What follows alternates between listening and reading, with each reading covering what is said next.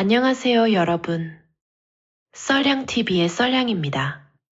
오늘도 여러분들의 가슴이 따뜻해지는 사연을 읽어드리도록 할게요. 오늘 사연의 주인공은 박지연 씨, 38살. 서울에서 혼자 사는 직장인이에요. 아버지가 돌아가셨어요. 갑자기요. 뇌출혈이었습니다. 사흘 만에 가셨어요. 지연 씨는 장례식 내내 눈물이 안 났대요. 슬프지 않아서가 아니라 무엇을 잃었는지 모르겠어서요. 그게 더 슬펐다고 했어요. 장례식이 끝나고 아버지 집에 갔어요. 유품을 정리하려고요. 서랍을 열었습니다. 그 안에서 통장이 나왔어요. 한 개가 아니었어요. 3개였습니다. 오늘 이 사연 끝까지 들으시면 알게 됩니다. 무뚝뚝한 아버지가 딸한테 하지 못한 말이 무엇인지 지금 바로 시작합니다. 저는 박지연입니다. 38살이에요. 서울 마포구에서 혼자 살고 있어요. 직장은 작은 무역회사고 이제 연차가 좀 돼서 팀장 직함이 붙었어요. 제 인생을 한마디로 표현하면 뭘까 가끔 생각해요. 혼자. 그게 떠올라요. 나쁜 의미는 아니에요. 그냥 그게 제 삶의 방식이었어요. 혼자 결정하고, 혼자 해결하고, 혼자 버텼어요. 그 습관이 어디서 왔는지는 알아요. 아버지한테서 왔어요. 아버지가 원래 그런 사람이었거든요. 말이 없고, 무뚝뚝하고, 표현을 안 하는 사람. 밥 먹었어? 이 말이 아버지가 제일 많이 한 말이에요. 사랑에는 들어본 적이 없어요. 어렸을 때는 그냥 아버지가 원래 그런 줄 알았어요. 커서는 그 사람이 원망스러웠어요. 그리고 나중엔 그냥 먼 사람이 됐어요. 아버지 이름은 박성수예요. 1957년생, 올해 68이셨어요. 30년을 버스 기사로 사셨어요. 3번 노선, 서울 은평구에서 종로까지 다니는 버스였어요. 퇴직하시고 나서는 아파트 경비원을 하셨어요. 그게 아버지 인생이었어요. 버스 핸들 잡고 경비실 앉아있고 집에 오면 라디오 틀어놓고 그런 사람이었어요. 어머니는 제가 중학교 2학년 때 돌아가셨어요. 위암이었어요. 진단받고 11개월 만에 가셨어요. 그때부터 저랑 아버지 둘이서 살았어요. 아버지는 재혼을 안 하셨어요. 한 번도 여자를 데려온 적이 없었어요. 왜 재혼 안 하시냐고 물어봤을 때 아버지가 한 말이 있어요. 그냥, 그게 다였어요. 그냥, 그게 아버지였습니다. 제가 아버지를 본격적으로 원망하게 된 건 대학교 1학년 때였어요. 입학하고 나서 첫 번째 등록금 고지서가 나왔을 때였습니다. 218만 원이었어요. 저는 고지서를 들고 아버지한테 갔어요. 아빠, 등록금이에요. 아버지가 고지서를 봤어요. 잠깐 들여다보더니 말했어요. 알아서 해. 저는 그 말을 듣고 아무 말도 못했어요. 아버지가 일어나서 방으로 들어가더니 문을 닫았습니다. 저는 거실에 서 있었어요. 고지서를 손에 들고. 알아서 해. 그 말이 너무 서럽게 느껴졌어요. 근데 울지 않았어요. 아버지한테 왜 그러냐고 따지지도 않았어요. 그냥 나왔어요. 다음 날부터 알바를 알아봤습니다. 카페 아르바이트를 하나 구했어요. 주말엔 편의점 알바를 했고 나중엔 과외도 했어요. 세계를 뛰면서 등록금을 마련했습니다. 혼자서요. 그때 마음속에 못이 하나 박혔어요. 아버지는 내 편이 아니다. 그 생각이 들었어요. 버스 기사면 돈이 없는 것도 아니잖아요. 그렇게 많이 버는 것도 아니지만 그렇다고 딸 등록금 못 될 정도도 아니잖아요.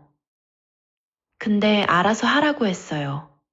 그때부터 아버지랑 거리가 생겼어요. 연락을 끊은 건 아닌데 뭔가 달라졌어요. 명절에 내려가도 짧게 있다 왔어요. 전화를 먼저 하는 일이 없었어요. 아버지가 전화를 해오면 받았지만 길게 통화하지 않았어요. 밥 먹었어? 응, 먹었어. 잘 지내?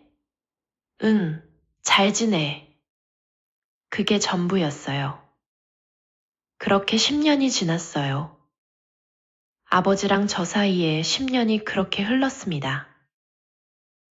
아버지가 쓰러지시기 3달 전이었어요. 아버지한테서 전화가 왔어요.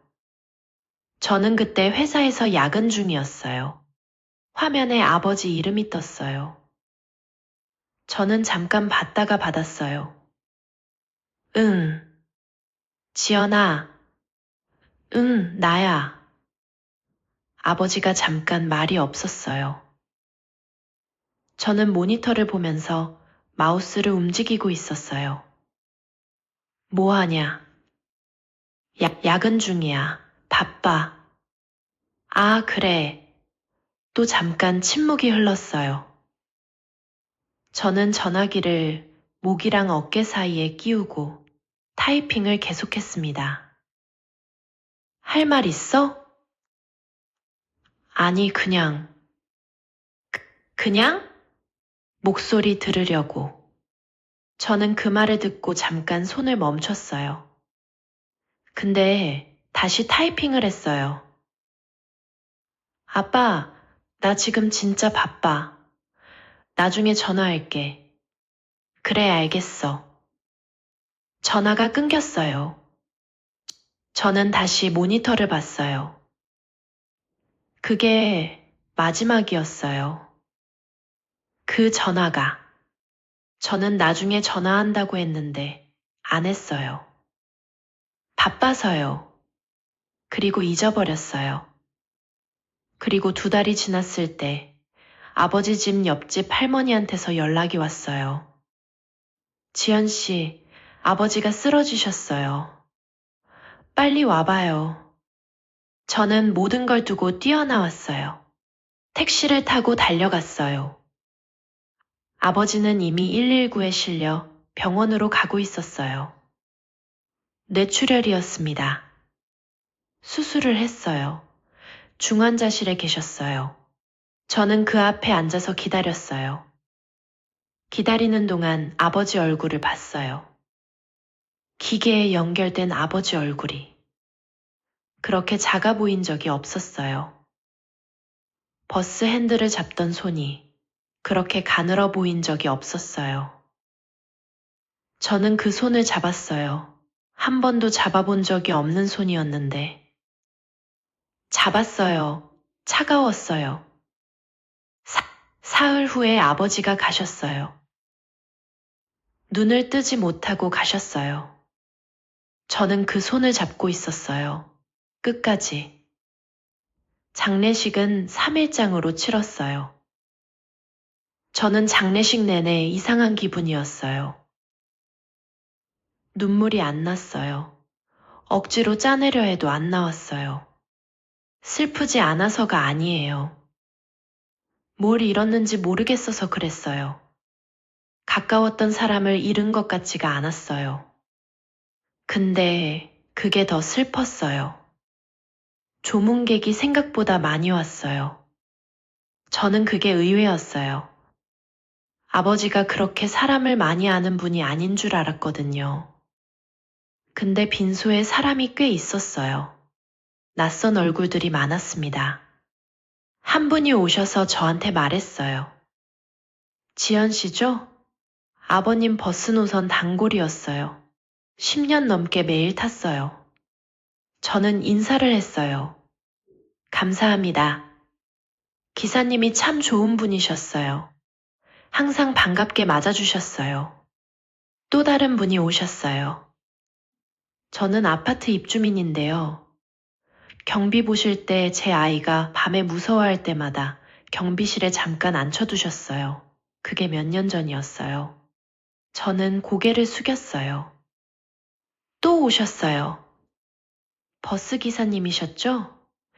제가 한 번은 지갑을 버스에 두고 내렸는데 기사님이 직접 파출소까지 가셔서 맡겨두셨더라고요. 연락처를 어떻게 알았는지 전화까지 해주셨어요. 낯선 사람들이 아버지 이야기를 했어요. 저는 그 이야기들을 들으면서 이상한 느낌이 들었어요. 이분들이 말하는 사람이 제 아버지가 맞나요?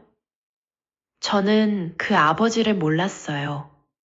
버스 승객들한테 친절한 아버지를, 아이를 경비실에 앉혀두는 아버지를, 지갑을 파출소까지 갖다 주는 아버지를. 저는 그 아버지를 한 번도 본 적이 없었어요. 제 앞에서 아버지는 항상 무뚝뚝했으니까요. 장례식이 끝났어요. 저는 혼자 남겨졌어요. 그리고 아버지 집으로 갔습니다. 아버지 집은 은평구 빌라였어요. 22평짜리 작은 집이었습니다. 제가 대학 가면서 올라온 집이었어요. 어머니 돌아가시고 나서 아버지가 이 집으로 이사 오셨어요. 저는 가끔 내려왔을 때 이 집에서 잔 적이 있어요. 근데 오래 있었던 적은 없어요. 현관에 들어섰어요. 아버지 신발이 있었어요. 낡은 운동화 한 켤레, 슬리퍼 한 켤레, 그게 다였어요. 거실에 들어갔어요. 소파가 오래됐어요. 가죽이 군데군데 갈라져 있었어요. 텔레비전은 구식 모델이었어요. 탁자 위에 리모컨이랑 안경이 있었어요. 아버지 안경이었어요. 저는 그 안경을 봤어요. 렌즈에 얼룩이 있었어요. 아버지가 닦는 걸 귀찮아 하셨거든요. 저는 안경을 집어서 닦았어요. 안경 닦는 천이 어디 있나 찾아봤어요. 탁자 서랍에 있었어요. 서랍을 열었습니다. 안경 닦는 천이랑 같이 작은 수첩이 보였어요. 수첩 표지에 이름이 적혀 있었어요. 제 이름이었습니다. 박지연. 저는 그 수첩을 꺼냈어요. 수첩을 펼쳤어요. 첫 장에 날짜가 있었어요. 2005년 3월, 제가 대학교 1학년이던 해였어요. 글씨가 꼼꼼했어요. 아버지가 원래 글씨를 잘 쓰는 분은 아니셨는데 이건 천천히 또박또박 쓴 글씨였어요. 읽었습니다. 3월 등록금 218만 원. 저는 손을 멈췄어요. 계속 읽었어요. 4월 식비 15만 원, 교통비 5만 원, 5월 식비 15만 원, 교재비 8만 원, 6월 식비 15만 원. 페이지를 넘겼어요. 계속 나왔어요. 2학년, 3학년, 4학년. 매달 날짜와 금액이 빼곡했어요. 식비, 교통비, 교재비, 등록금. 아버지가 제 생활비를 전부 기록해 두셨어요. 제가 얼마나 쓰는지, 매달 얼마가 필요한지. 저는 그 수첩을 덮었다가 다시 펼쳤어요. 숫자들이 흔들렸습니다. 눈이 잘 안 보였어요. 저는 잠깐 눈을 감았어요. 아버지가 이걸 왜 기록한 걸까요? 기록을 했으면 도와줬어야 하는 거 아닌가요? 알아서 하라고 했잖아요. 저는 수첩을 들고 서랍을 더 뒤졌어요. 서랍 안쪽에 봉투 하나가 있었습니다. 봉투를 열었어요. 안에 통장이 있었어요. 꺼냈습니다.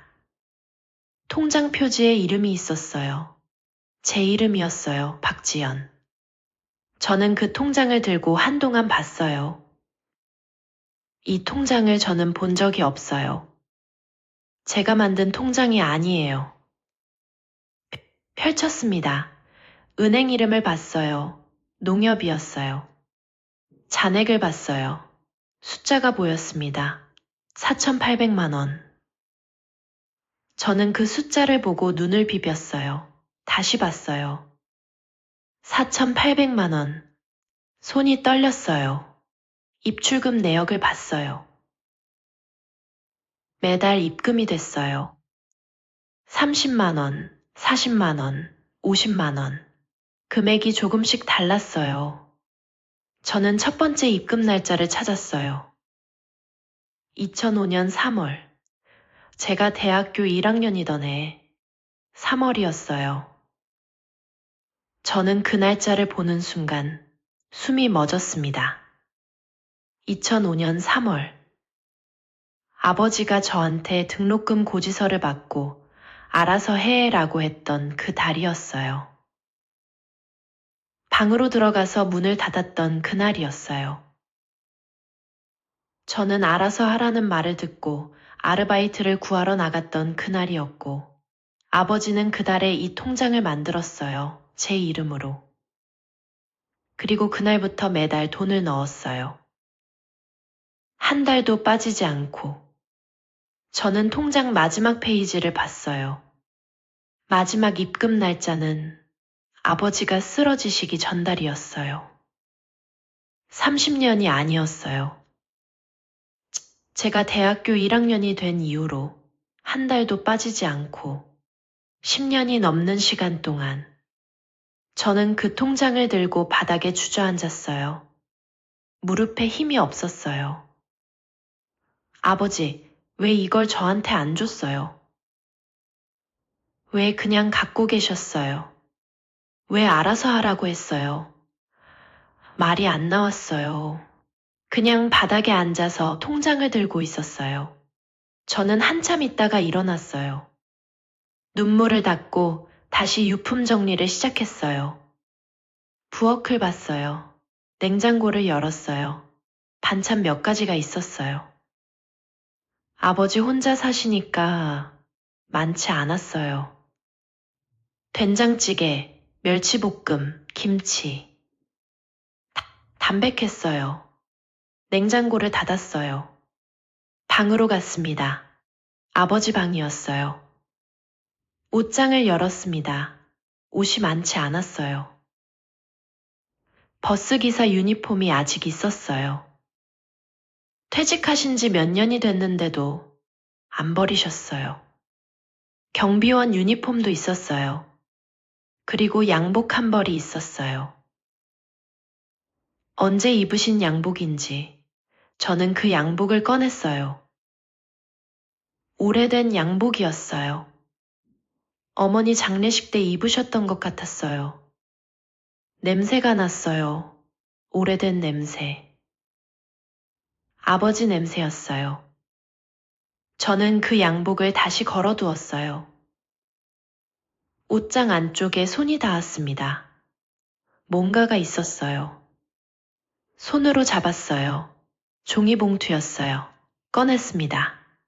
안에 통장이 있었어요. 두 번째 통장이었어요.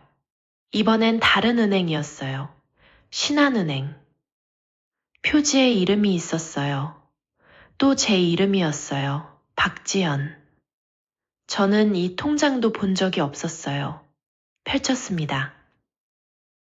잔액이 있었어요. 2,300만 원이었어요. 저는 입출금 내역을 봤어요. 이건 첫 번째 통장이랑 달랐어요. 매달 입금이 아니었어요. 불규칙했어요. 금액도 제각각이었어요. 어떤 달엔 200만 원, 어떤 달엔 30만 원, 어떤 달엔 50만 원. 저는 날짜를 하나씩 봤어요. 그리고 기억을 더듬었습니다. 2009년 7월, 200만 원 출금.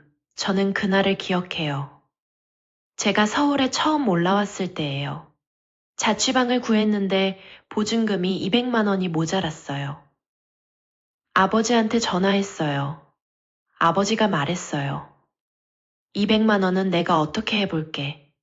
그런데 이체 내역이 없었어요. 아버지가 직접 은행에 가서 현금을 뽑아 붙여주신 거였어요. 이 통장에서 200만 원을 출금해서요. 저는 그 200만 원이 아버지 월급에서 나온 줄 알았어요. 이 통장에 있었던 거였어요. 계속 봤어요. 2012년 11월 50만 원 출금.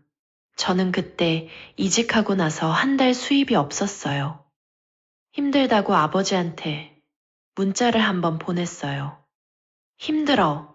이번 달 좀 빡빡해. 그게 다였어요. 답장이 왔었어요. 그래, 밥은 먹어라. 그게 아버지 답장이었어요. 그리고 그 다음 날 제 통장에 50만 원이 들어와 있었어요. 저는 그냥 아버지가 송금해 준 줄 알았어요. 아버지 일반 통장에서 온 줄 알았어요. 이 통장에서 출금된 거였어요. 현금으로 뽑아서 직접 은행 가서 붙여주신 거였어요. 저는 통장을 내려놓았어요. 한참 앉아 있었습니다. 아버지가 제 문자 하나에 저도 모르게 은행에 가셨겠구나. 힘들다는 말 한마디에 번호표 뽑고 앉아서 기다리셨겠구나. 창구 직원한테 딸한테 붙여달라고 하셨겠구나.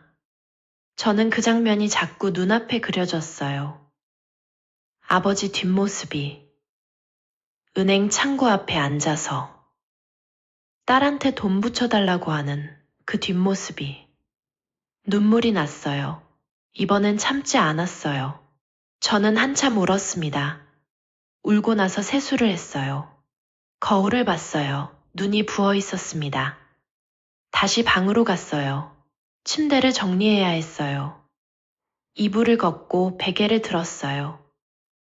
베개 속에 뭔가가 들어 있었어요. 아니, 베개 밑이었어요. 작은 봉투가 있었어요. 꺼냈어요. 봉투 안을 봤는데 통장이 아니었어요. 접힌 종이었어요. 펼쳤더니 메모였어요.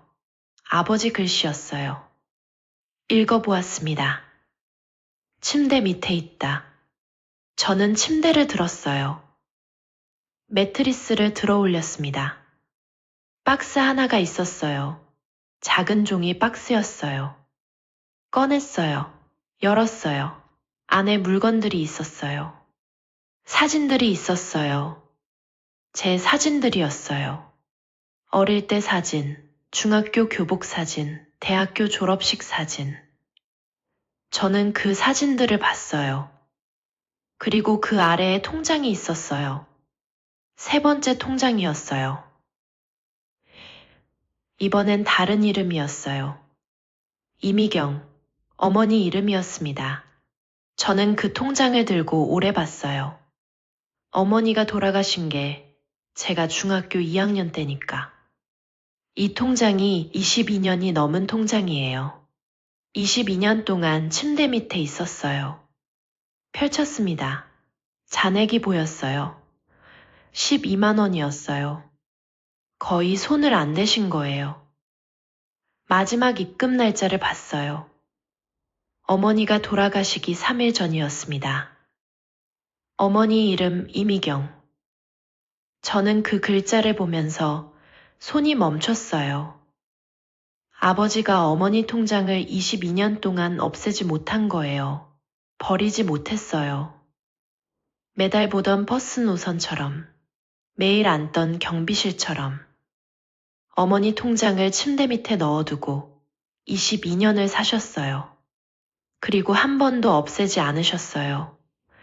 저는 그 통장을 안고 바닥에 주저앉았습니다. 이번엔 눈물이 났어요. 참을 수가 없었어요. 제가 바닥에 앉아서 울고 있을 때 현관문이 열렸어요. 옆집 할머니셨어요. 장례식장에서 뵌 분이셨어요. 지연 씨, 괜찮아요? 저는 얼른 눈물을 닦으려 했어요. 할머니가 들어오셔서 제 옆에 앉으셨어요. 통장들을 보셨어요. 그리고 저를 보셨어요. 찾았구나. 저는 할머니를 봤어요. 알고 계셨어요? 할머니가 고개를 끄덕이셨어요. 아버님이 나한테 말씀하셨어. 딸이 오면 알 거라고. 저는 말이 안 나왔어요. 할머니가 말씀하셨어요. 지연 씨, 아버님이 얼마나 자랑스러워 했는지 알아요? 저는 고개를 저었어요. 한 번도 표현하신 적이 없어서요. 할머니가 말씀하셨어요. 표현을 잘 못하는 분이셨어. 그거 맞아요. 근데 지연 씨 이름만 나오면 눈이 달라지셨어. 저는 아무 말도 못했어요. 할머니가 말씀하셨어요.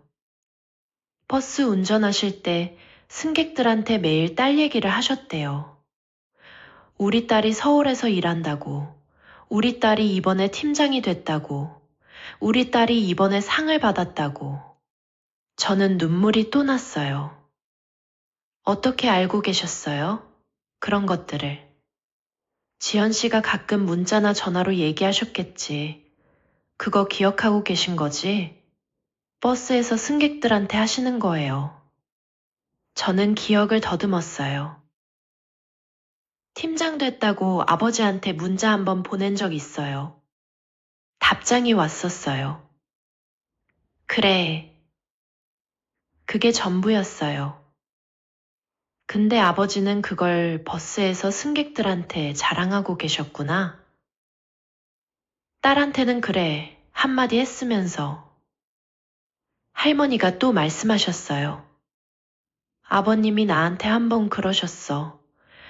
내가 말을 잘 못한다고. 말을 하면 항상 엉뚱하게 나온다고. 근데 딸한테 미안하다고 하셨어. 왜 저한테 직접 말씀 안 하셨어요? 그게 안 되는 분이셨어. 그러니까 통장에 넣어두신 거잖아요. 저는 통장을 봤어요. 3개의 통장이 거기 있었어요. 말을 못하는 사람이 통장에 한 말들이요. 할머니가 돌아가시고 나서 저는 다시 수첩을 폈어요. 처음부터 다시 읽었어요. 제가 대학교 1학년이던 때부터 대학원을 다닐 때까지 서울에 올라와서 직장 다닐 때까지 아버지는 제 생활비를 전부 기록해 두셨어요. 내가 한 달에 얼마 쓰는지, 무엇에 쓰는지, 그게 다 수첩에 있었어요. 저는 수첩 마지막 장을 폈어요. 글씨가 달랐어요. 앞에 쓰인 글씨보다 흔들렸어요. 손이 많이 떨리셨던 것 같았습니다. 날짜가 있었어요. 아버지가 쓰러지시기 1달 전이었습니다. 천천히 읽었어요. 지연아, 말을 잘못해서 미안하다. 아빠는 항상 내 편이었다. 그 말을 못해서 미안하다. 통장 3개 서랍 안에 있다. 다 네 거다. 엄마 통장은 버리지 마라. 아빠도 곧 거기 갈 것 같다. 저는 수첩을 손에 들고 오래 있었어요. 글자들이 다 흔들렸어요. 제 눈에서 눈물이 너무 많이 나와서요. 아빠, 아빠도 곧 거기 갈 것 같다고 했어요. 알고 계셨던 거예요. 당신이 많이 안 남았다는 걸. 그래서 수첩에 쓰셨구나. 말로 못하니까. 편지도 못 쓰는 분이니까. 수첩 마지막 장에 쓰셨구나. 딸이 유품 정리하다 찾겠지. 그때 읽겠지. 그게 아버지의 마지막 방법이었던 거예요. 저는 수첩을 가슴에 안았어요. 소리 없이 울었어요. 오래 울었습니다. 한참 울고 나서 저는 창가로 갔어요. 창밖으로 길이 보였어요. 버스 정류장이 보였어요. 아버지가 30년 운전하셨던 3번 노선이 다니는 길이었어요. 마침 버스가 지나갔어요. 3번 버스였어요. 저는 그 버스를 봤어요. 저 버스 안에 아버지가 있었겠구나. 30년 동안 저 핸들을 잡으셨겠구나. 아침에 나가서 저녁에 들어오시고, 밥 먹었어? 라고 물어보시고, 그게 전부인 것 같았는데, 아니었어요. 버스 안에서 승객들한테 딸 자랑을 하셨어요. 은행에 가서 직접 현금을 뽑아 붙여주셨어요. 제 이름으로 통장을 만들어 두셨어요. 어머니 통장을 매트리스 밑에 넣어두고 22년을 사셨어요. 그 모든 게 아버지 방식의 사랑이었어요. 말로 못하는 사람이 할 수 있는 방법 전부였어요. 저는 창밖의 버스를 오래 봤어요. 버스가 멀어졌어요. 저는 핸드폰을 꺼냈어요. 아버지한테 마지막으로 전화한 날을 확인했어요. 3달 전이었어요. 아버지가 먼저 거셨던 전화. 목소리 들으려고 했던 전화. 제가 바빠서 짧게 끊었던 전화. 나중에 전화한다고 했던 전화. 저는 핸드폰을 내려놓았어요. 나중에 전화한다고 했는데 아버지한테는 나중이 없었어요. 저는 그 자리에서 오래 서 있었어요. 그날 저는 아버지 집에서 밤을 새웠어요. 유품을 정리했어요. 버스기사 유니폼은 깨끗이 접어뒀어요. 버리지 않았어요. 경비원 유니폼도요. 양복도 그대로 걸어뒀어요. 냉장고에 있던 반찬들은 옆집 할머니한테 드렸어요. 안경은 제가 가져왔어요. 수첩도 가져왔어요. 통장 3개도 가져왔어요. 첫 번째 통장, 두 번째 통장, 세 번째 통장. 어머니 통장은 제일 깊이 넣었어요. 아버지가 버리지 말라고 하셨으니까요. 아침이 됐어요. 저는 집을 잠갔어요. 계단을 내려왔어요. 정류장에 서 있었어요. 버스를 기다리면서 서 있는데 갑자기 눈물이 났어요. 이번엔 왜 나는지 알았습니다. 아버지가 매일 이 길을 지나가셨겠구나. 이 정류장에서 사람들을 태우고 내려주셨겠구나. 그리고 딸 얘기를 하셨겠구나. 우리 딸이 서울에서 일한다고. 우리 딸이 팀장이 됐다고. 저는 정류장 의자에 앉았어요. 눈물이 계속 났어요. 막을 수가 없었습니다. 지나가던 할아버지 한 분이 저를 보셨어요. 아가씨, 왜 울어요? 저는 고개를 들었어요. 아버지 생각이 나서요. 할아버지가 말씀하셨어요. 부모님은 다 그래요. 갔을 때 알게 돼요. 그리고 할아버지가 걸어가셨어요. 저는 그 뒷모습을 봤어요. 아버지 또래 되신 분이었어요. 버스가 왔어요. 3번 버스였어요. 저는 탔어요. 창가 자리에 앉았어요. 버스가 출발했어요. 저는 창밖을 봤어요. 아버지가 30년 보셨을 창밖이었어요. 이 자리에 앉아서 이 길을 달리면서 승객들한테 딸 얘기를 하셨겠구나. 저는 버스 안에서 한참을 울었어요. 아무도 이상하게 보지 않았어요. 그냥 창밖을 보면서 울었어요. 집에 돌아와서 통장을 다시 봤어요. 첫 번째 통장. 제 이름으로 된 농협통장. 잔액 4,800만 원. 저는 이 돈이 어떻게 모인 건지 계산해 봤어요. 매달 30만 원씩 넣으셨다고 치면 12개월이면 360만 원이에요. 10년이면 3,600만 원이에요. 근데 4,800만 원이에요. 어떤 달은 50만 원씩 넣으신 거예요. 버스기사 월급이 얼마나 될까요? 많아봐야 250만 원이에요. 거기서 집 월세 내고 생활비 쓰고 그리고 이 통장에 매달 넣으신 거예요. 아버지 혼자 드시는 반찬이 그렇게 초라했던 게 이유가 있었겠구나. 가구가 그렇게 낡아도 안 바꾸신 게 이유가 있었겠구나. 아버지 옷이 그렇게 오래됐어도 새 옷을 안 사신 게 이유가 있었겠구나. 아버지는 딸 통장에 넣으시려고 당신 것을 아끼셨어요. 저는 그 사실이 너무 가슴 아팠어요. 아버지한테 전화해서 물어보고 싶었어요. 아빠, 왜 이걸 저한테 안 줬어요? 왜 그냥 갖고 계셨어요? 그냥 쓰시지. 근데 아버지는 이제 없어요. 이제 더 이상 물어볼 수가 없어요. 저는 통장을 덮었어요. 그리고 핸드폰을 들었어요. 아버지 전화번호를 눌렀어요.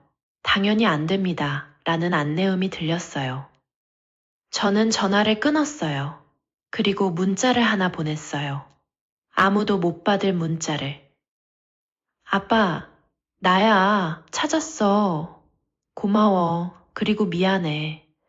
나중에 전화한다고 했는데 못해서 미안해.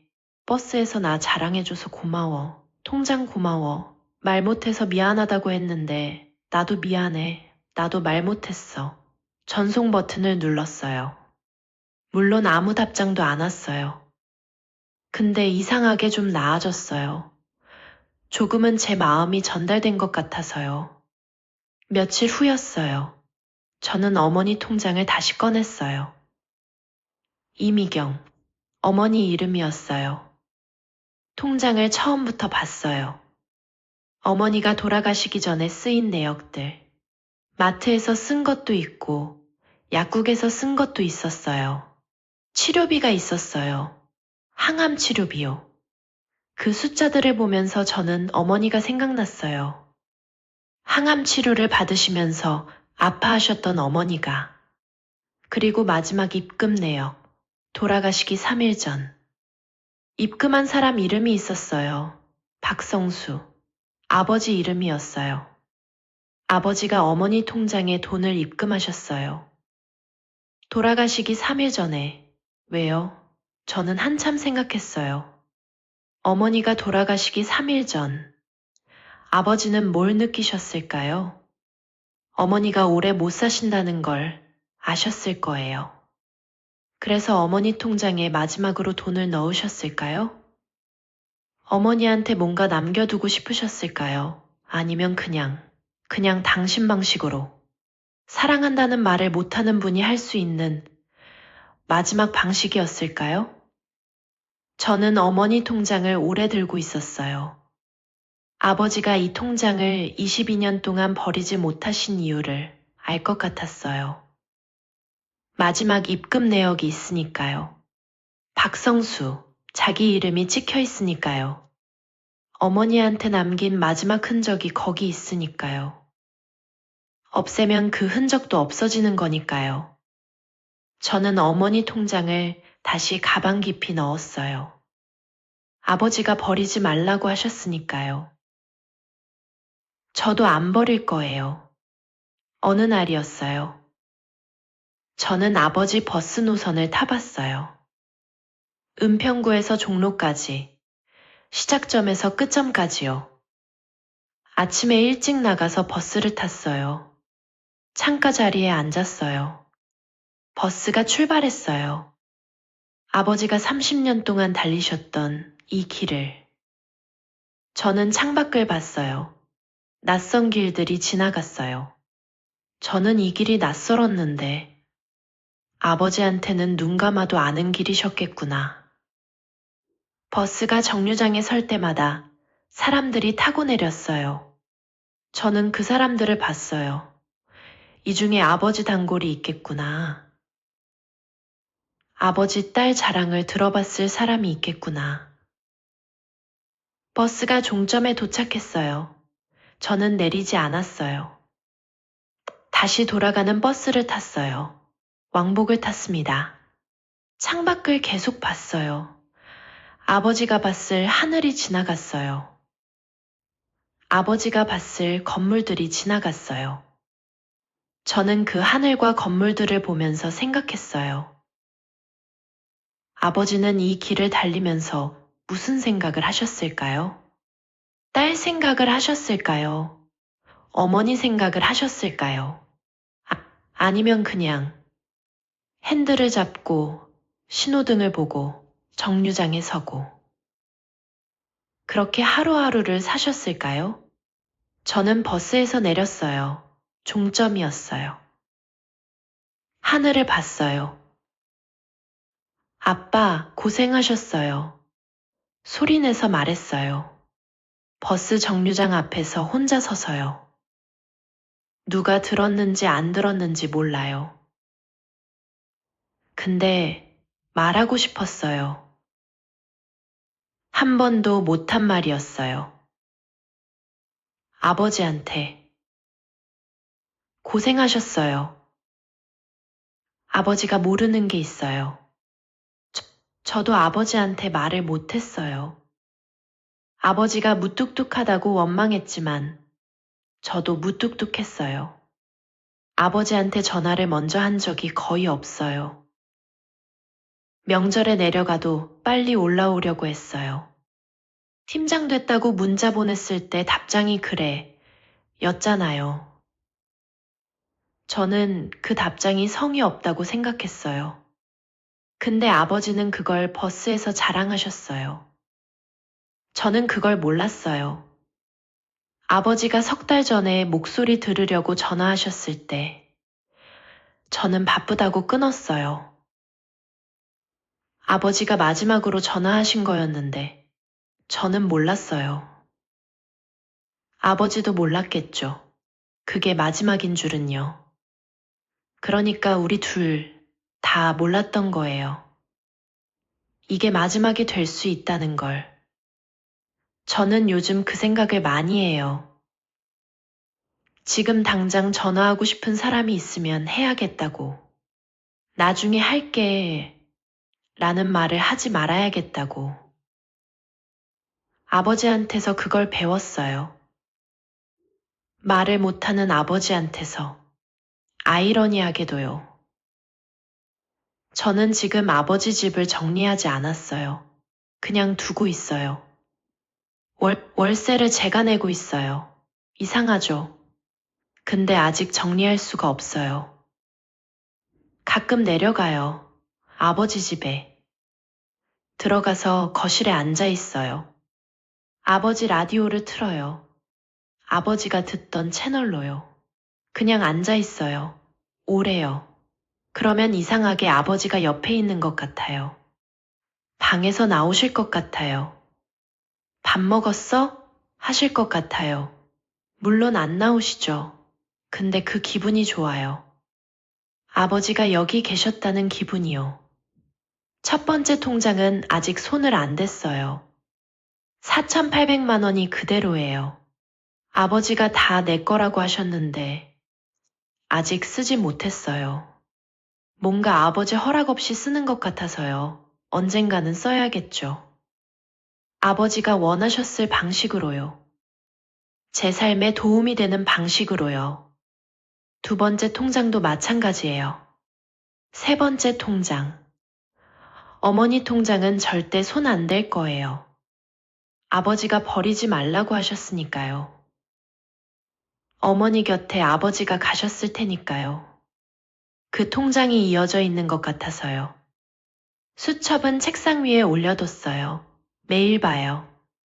마지막 페이지를 가끔 펼쳐요. 아빠는 항상 내 편이었다. 그 말을 봐요. 그 글자를 봐요. 아버지가 살아계실 때 들었으면 얼마나 좋았을까. 근데 그때 들었다면 이렇게 오래 새기지는 못했을 거예요. 지금 이 말이 이렇게 무겁고 깊은 건 아버지가 없어서 그런 거잖아요. 없어진 다음에 더 크게 들리는 말이 있어요. 아버지 말이 그랬어요.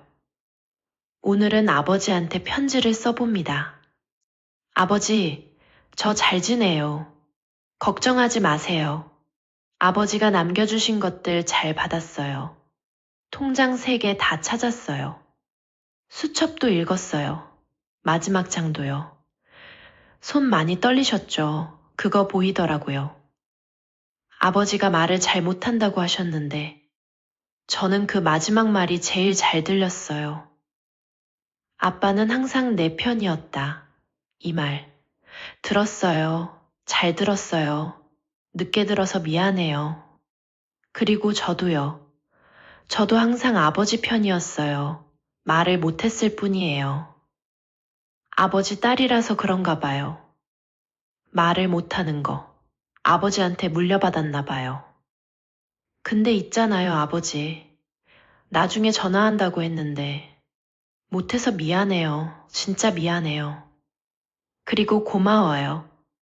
등록금 고지서 들고 갔을 때 알아서 하라고 하셨잖아요. 그때 많이 서러웠어요. 근데 알아서 했더니 더 강해졌어요. 그게 아버지 방식이었던 거예요? 아니면 그냥 못 주셨던 건지. 이제는 상관없어요. 다 내 거라고 하셨으니까요. 감사해요, 아버지. 3번 버스 타봤어요. 왕복으로요. 아버지가 30년 달리셨던 길. 저도 한번 달려봤어요. 창밖이 예쁘더라고요. 그 길을 아버지가 매일 보셨겠구나 했어요. 그 하늘 아래서. 딸 자랑하셨겠구나 했어요. 저 자랑해주셔서 고마워요, 아버지. 밥 먹었어요. 잘 먹고 있어요. 걱정 마세요. 여러분, 오늘 사연 어떠셨나요? 저는 박지연 씨 사연을 정리하면서 한 가지를 오래 생각했어요. 말하지 못하는 사람이 있어요. 사랑을 표현 못하는 사람이 있어요. 그 사람들이 나쁜 사람은 아니에요. 그냥 그게 안 되는 거예요. 근데 그 사람들이 아무것도 안 하는 건 아니에요. 말 대신 다른 걸로 해요. 박성수 씨는 통장으로 했어요. 매달 넣는 숫자로 했어요. 어머니 통장을 22년 동안 버리지 못하는 걸로 했어요. 버스에서 승객들한테 딸 자랑하는 걸로 했어요. 수첩 마지막 장에 손 떨리는 글씨로 썼어요. 그게 아버지의 사랑이었습니다. 무뚝뚝한 모양을 하고 있었을 뿐이에요. 여러분 혹시 주변에 말 없는 사람이 있나요? 표현이 서툰 사람, 사랑한다는 말 한마디 못하는 사람. 그 사람이 아무것도 안 하는 것처럼 보일 때가 있죠. 근데 한번 들여다보세요. 서랍 안에 뭔가 있을 수도 있어요. 매트리스 밑에 뭔가 있을 수도 있어요. 버스 안에서 당신 이야기를 하고 있을 수도 있어요. 말로 못하는 사람일수록 다른 데 더 깊이 쌓아두는 경우가 있어요. 박성수 씨가 오늘 보여줬어요. 그리고 박지연 씨가 오늘 말해줬어요. 나중에 전화한다는 말 하지 말라고요. 지금 하라고요. 오늘 사연이 마음에 남으셨다면 구독 버튼과 좋아요 한 번씩 꾹 눌러주세요. 저는 다음번에 또 다른 사연으로 찾아뵙겠습니다. 지금까지 당신의 편에서 이야기를 읽어드리는 썰량TV의 썰량이었습니다. 오늘도 수고 많으셨어요. 편안한 하루 보내세요.